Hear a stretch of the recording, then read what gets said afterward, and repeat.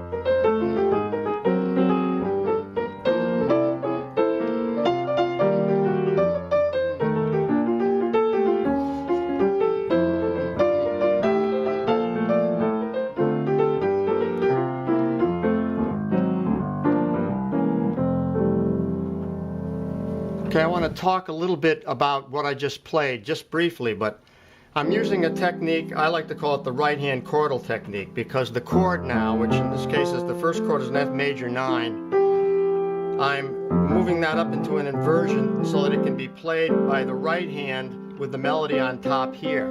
So the fifth finger or pinky is playing the melody like this, but with the chord voiced below, like this.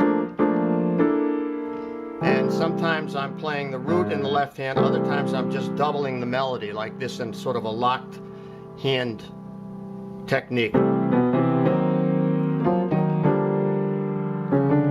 That's a locked hand technique where I'm doubling the melody with the thumb. Other times I'm playing things like spread voicings, like I have. Those are spread voicings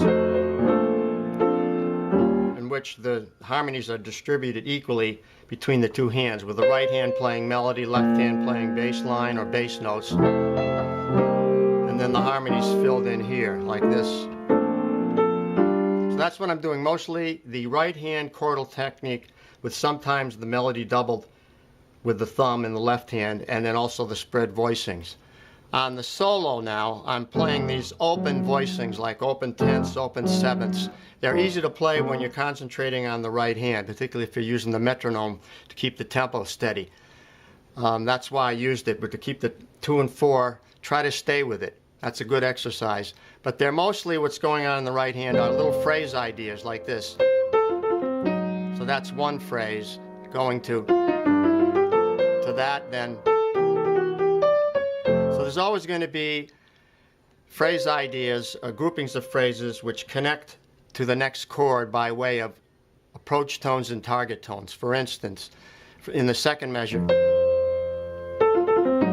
these two notes are approach tones to the target tone of the D on the G minor 7. Then it goes up a scale and connects to a target tone on the C7, which is the 5th. Then up here, back to connecting to a target tone on the F6. So they're phrase ideas which have different kinds of motion, like ascending and descending, stepwise or scale-wise, and arpeggiated and then connecting to target tones. That's basically what's going on, like that.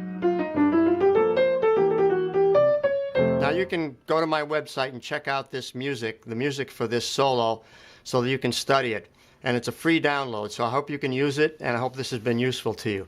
Thanks for watching. Signing off from the Jazz Ranch. Thanks so much for tuning in. I hope you like this lesson. Please write to me. I love to hear from you, and I always respond to all comments if you give me enough time. Until next time, I'll say in the words of my great friend upstairs, Hermie Dressel, swing loose, and we'll see you next time around. Bye-bye.